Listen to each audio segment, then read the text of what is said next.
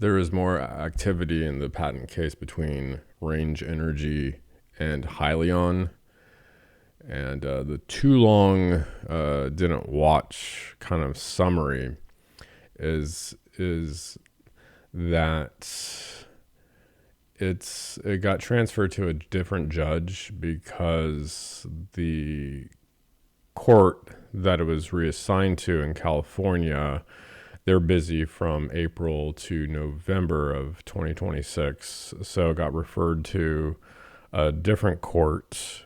And moreover, Range Energy has filed motions to dismiss HYLN's countersuit because HYLN is now suing Range Energy. And also, they're trying to get the dismissal of Range Energy's complaints over 12 counts reversed. And also, Range Energy has added an additional lawyer to their team. So it's 3 lawyers versus 3 lawyers on this patent dispute. That's the too long didn't watch. Docket 30 shows that pursuant to Local Rule 73-1B and consent of the parties is reflected in their joint stipulation that this matter is referred to Magistrate Judge Thomas S. Hickson for all purposes, including trial and entry of judgment.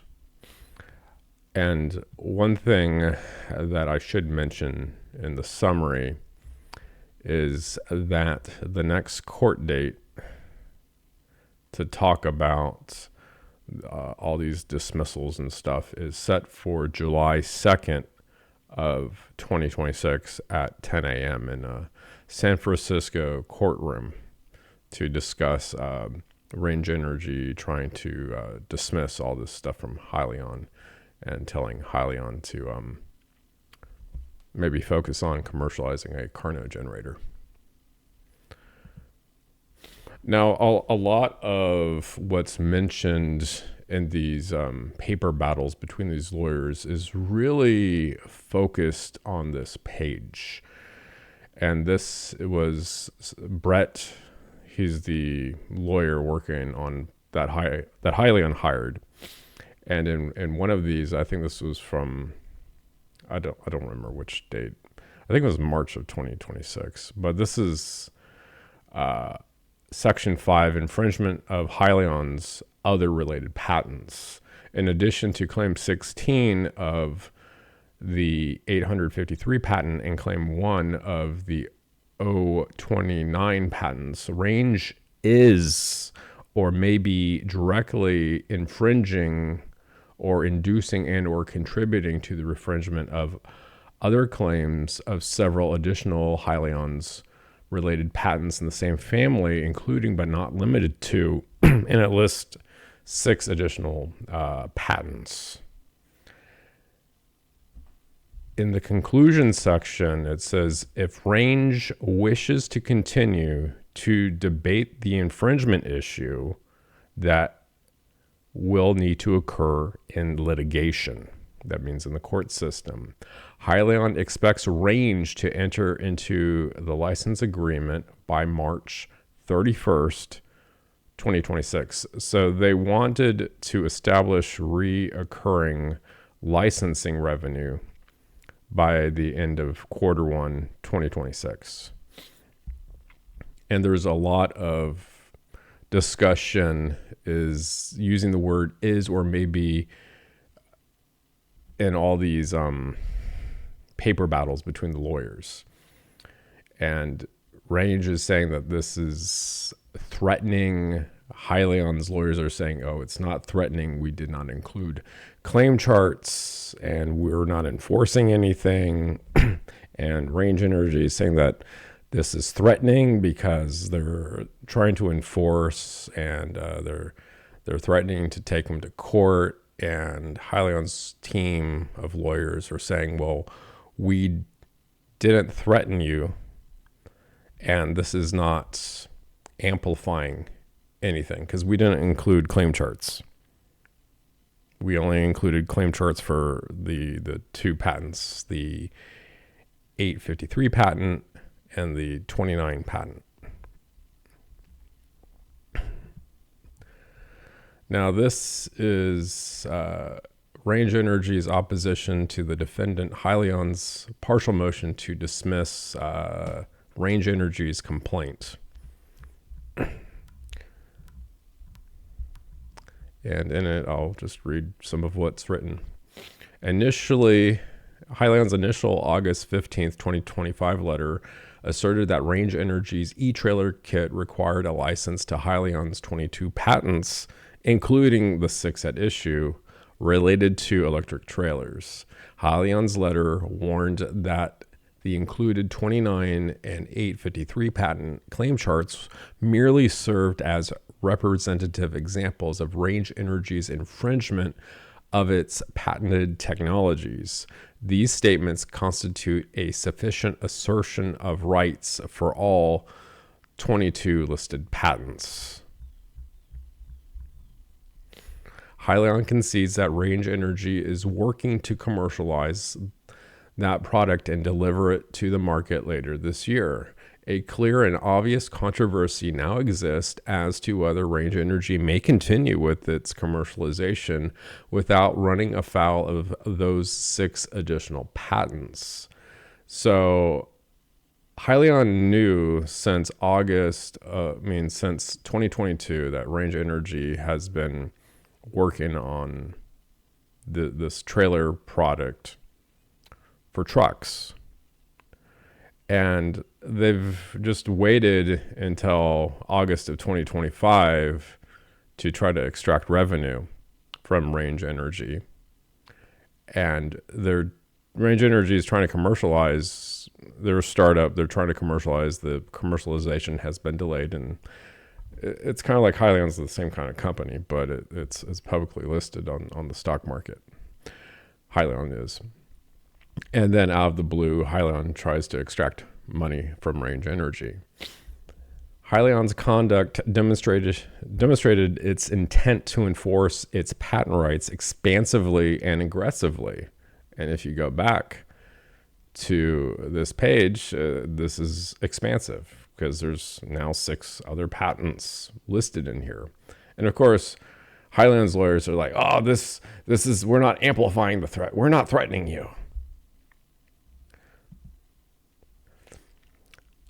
It threatened suits 6 different times.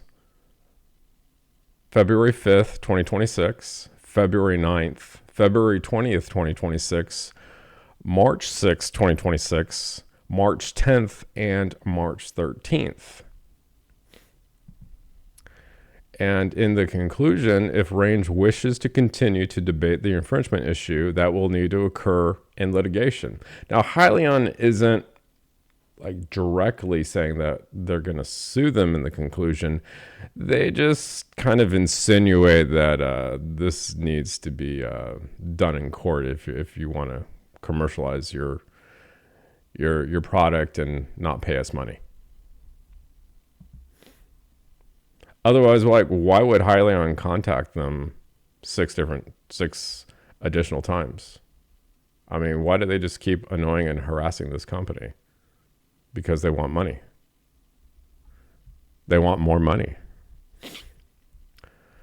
HYLN wants to reserve the 6 patents for a later suit in a preferred venue in a case this one goes badly. But its arguments to excise those claims are wrong on the law and the facts. So they added in, the Range Energy's lawyers are saying that they're adding in these 6 additional ones just in case the first 16 counts, or the first, I think it was like 7 or 8 patents. If that case fails, they want to line up another lawsuit to prevent Range Energy from going to market with their product, because they want to create an environmentally friendly solution for trucks. So they want to that HYLN tried to do, and decided to move away from that and go to, because there was a weak freight market, and pursue this Carnot generator from General Electric.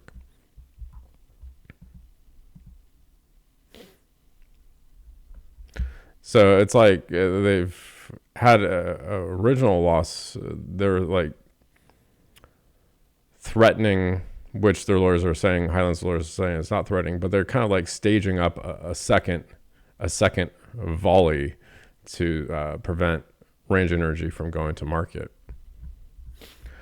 Remember that HYLN originally insinuated on August 15th, 2025, that Range Energy infringed many HYLN patents by providing a list of 22 and claim charts of 2 as representative examples. And the March 16th letter didn't just say may, it says is or may be directly infringing or inducing and or contributing to the infringement of 13 specific claims in addition in the 6 additional patents. And it's referring to this page. It says is or may be.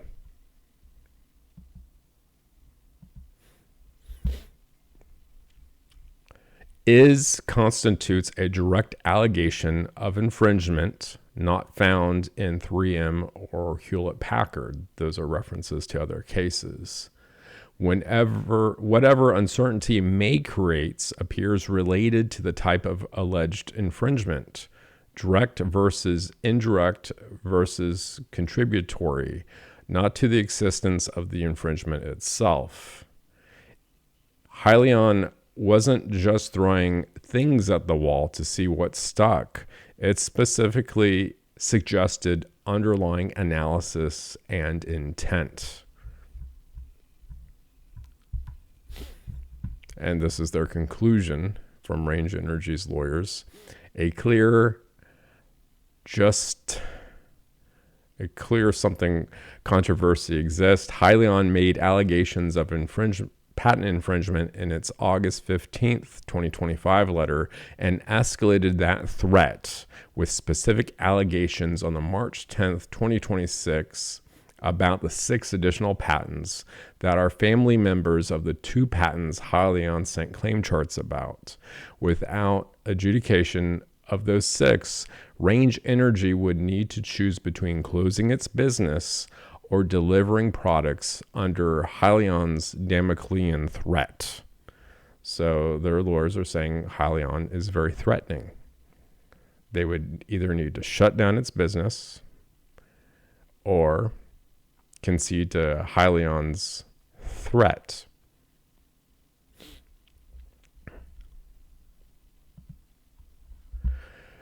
Now, Brent and his team responded to this, and they say that Range attempts to manufacture a declaratory judgment jurisdiction over 6 additional patents based on a single qualified sentence in one letter, and that goes back to is or may be directly infringing. And then expanded into a sweeping patent family theory that would collapse distinct patents within a patentee's portfolio into a single controversy. Declaratory judgment jurisdiction is patent specific and turns on whether the patentee engaged in affirmative concrete enforcement conduct directed to each a certain patent. Range cannot justify that standard for the 6 additional patents. The record remains undisputed. HYLN's enforcement efforts were exclusively directed to the 2 charted 853 and 29 patents, supported by detailed claim charts and substantive merits discussions over 7 months. If they were directed at those 2 specific ones, then why are you bringing up 6 more? Brett, why are you bringing up 6 more?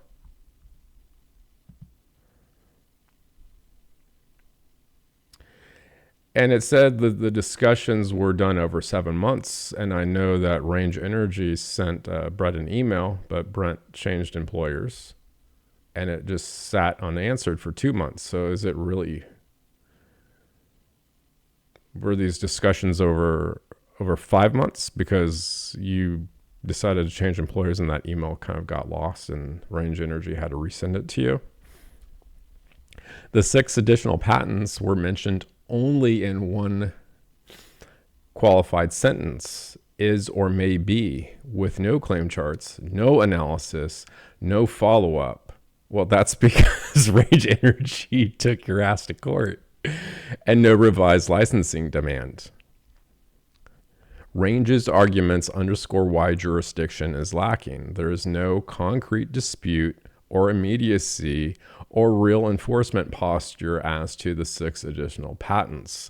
The court should dismiss those claims. Well, if you go back to this in conclusion, right under Section 5, it says if Range wishes to continue to debate their infringement issue, that will need to occur in litigation, and that implies that this needs to occur in court. And Range Energy took you up on that offer, and you're now the defendant in this case. Range's principal argument is that jurisdiction over 2 patents automatically extends to the other patents in the same family. That is incorrect. The Federal Circuit has made clear jurisdiction must be evaluated on a patent-by-patent basis, requiring affirmative conduct directed to each patent. So the court has to look at this on a patent-by-patent basis. So this is not going to be a quick thing. It's going to drag out. This court case is going to drag out for some period of time. Range's patent family theory would eliminate that requirement. Under Range's approach, once any patent is asserted, courts would be required to adjudicate entire portfolios. That is not the law. Even under the objective totality of the circumstances approach, the totality must be tied to concrete product related to the particular patents at issue. Here, the conduct is unmistakably limited. HYLN developed and advanced infringement theories on only for 2 charted patents and never did so for the remaining 6. For those additional 6 patents, no claim charts were provided. No infringement analysis was articulated. No licensing demand was tied to those patents. No enforcement position was taken, and no history of prior enforcement or litigation of those patents or any HYLN's related patents existed. Well, now with Range Energy and HYLN, it's creating a history of litigation.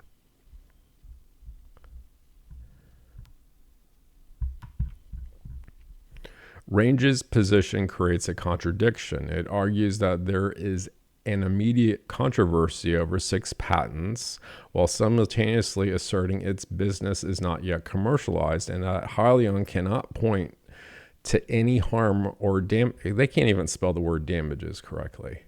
Did you run this through spell check, Brett? Actually, you didn't do it. One of the other lawyers actually signed this. I don't know who, but they can't spell the word damages.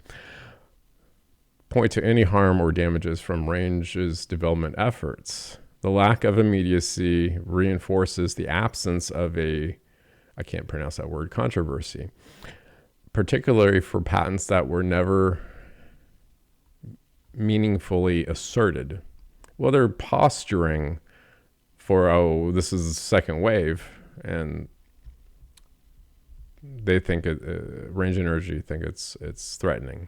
In conclusion, they keep focusing on that sentence. Turn a single equivocal sentence into a full enforcement controversy over the 6 additional patents. Now, Range Energy is also filing a motion to dismiss HYLN's counterclaims. And the basis for that is that HYLN's 2 patents are very abstract.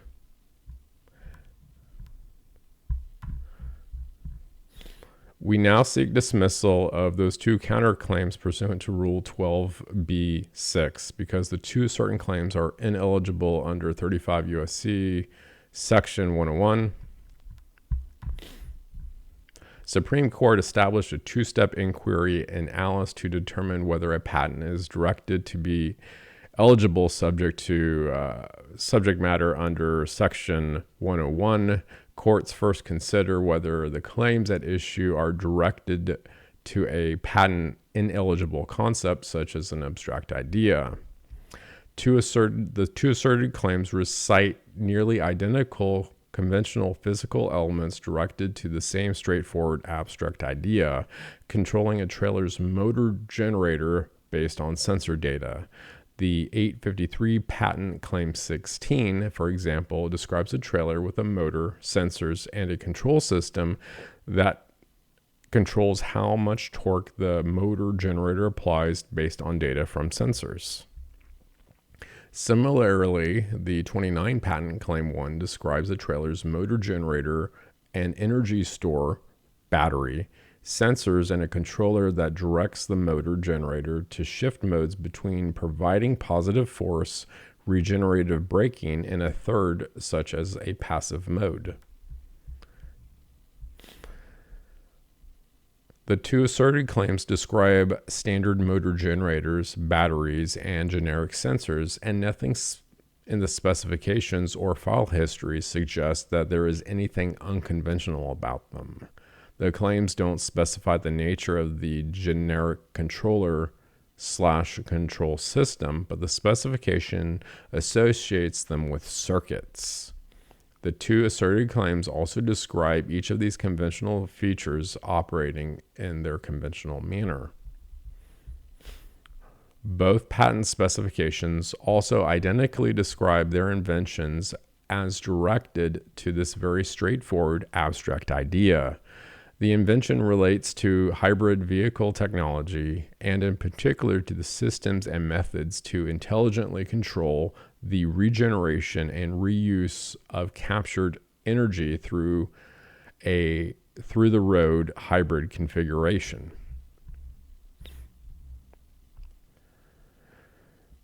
The second step of Section 101 analysis inquiries whether the claims contain an inventive concept sufficient to transform the claimed abstract idea into a patent-eligible application. A claim that recites an abstract idea must include additional features to ensure the claim is more than a drafting an effort designed to monopolize the abstract idea. Those additional features must be more than well understood routine conventional activity. So they're saying that there has to be something unique in these patents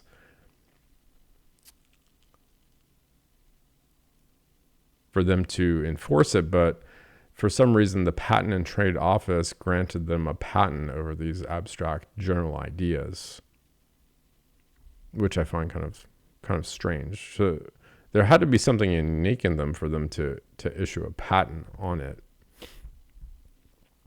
Nothing in either of the two asserted patent specifications suggests that either type of control was unique or unconventional at the time. The two asserted claims here also lack an inventive concept separate from the abstract idea that they are each directed to. Both claims are invalid. The two asserted claims are directed to an abstract idea controlling a trailer's motor generator based on sensor data. That the fact is clear from the claims themselves and the patent specifications. And because both claims merely consist of conventional features operating in a conventional manner, they lack an inventive step to preserve their validity. Dismissal of HYLN's two counterclaims, therefore, is appropriate. So the next court date for HYLN and Range Energy is scheduled for July 2nd of 2026. Things are heating up in this legal battle between the two companies. That's it for this video. Thanks for watching.